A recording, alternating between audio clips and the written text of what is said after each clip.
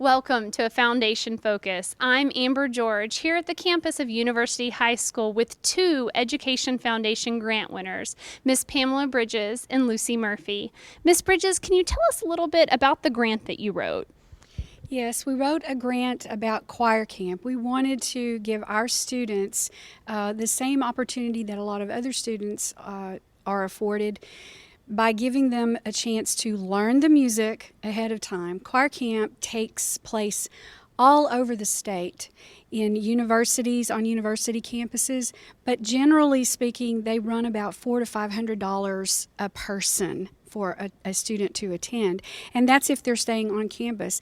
For instance, Baylor's camp here costs $395, and if they're a commuter, even if a student here in the Waco area stayed at home, it still costs them $295 to attend, and that's something that our students just really can't afford to do. So we wanted to give them the experience, give them the opportunity that some of these others that they'll be competing against when they go to try out for a region and pre-area and area and all-state choir. They already have a leg up, so to speak. They already have the experience of a choir camp. So we wanted to give that experience to our students so that they are on an even playing field when they go to the contest. So what you're saying is the music that comes out that the students get judged on this next school year, if somebody went to a choir camp, that's the music that they get the leg up in the coaching on. That's exactly right. All of the choir camps focus on the all-state music. And the auditions are done in segments. And so the first segment would be the region segment, which we focused mainly on the region music this week because our students are going to have to audition September 28th. That really doesn't give them much time, especially if we wait until school starts. They have only basically a month of time, and so this gives them a little more chance. They have a CD they can practice with, they have the music that they can practice with, and they've had 3.5-4 days of intense work on just those pieces. So I feel like they're going to be ready. Well, speaking of the intense work and some of the experiences, Miss Murphy, can you tell us a little bit about what the students have experienced this week?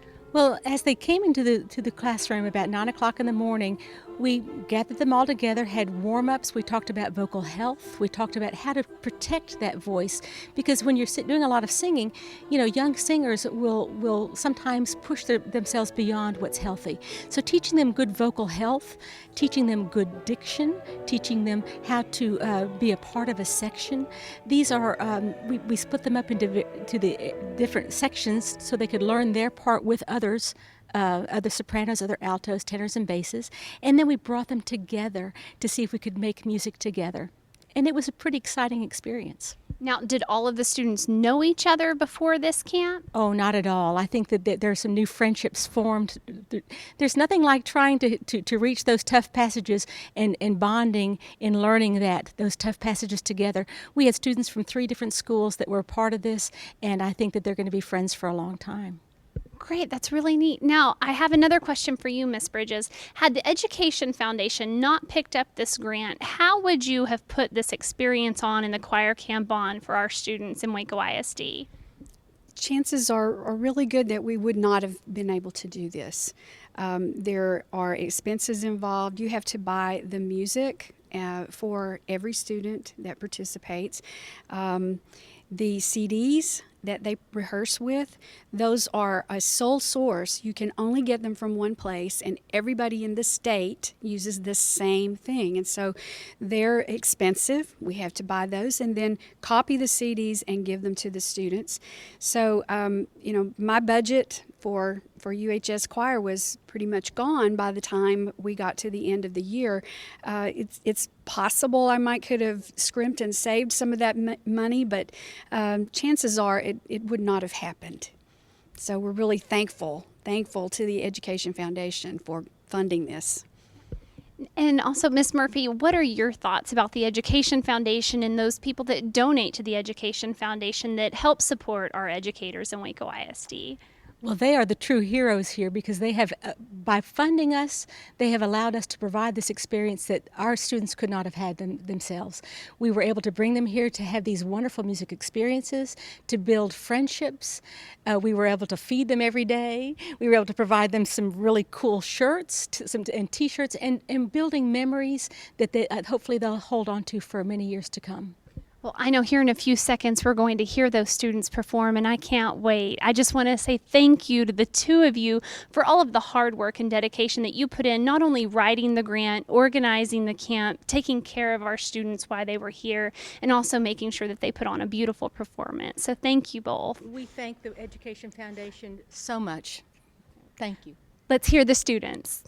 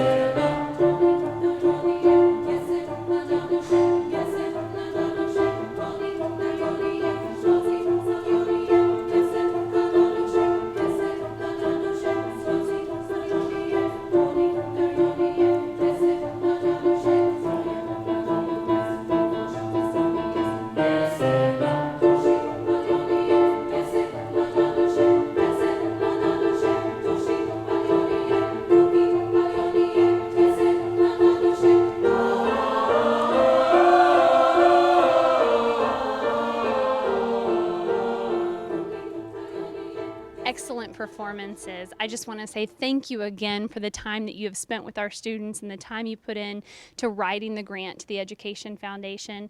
And thank you to all of our supporters and donors that have helped make this a reality. The Waco ISD Education Foundation could not support educators and classroom grants without you. If you would like to find out more about the Education Foundation, you can visit us at wacoisdfoundation.org. Thank you for watching. I'm Amber George with WISD TV. Learners today, leaders tomorrow.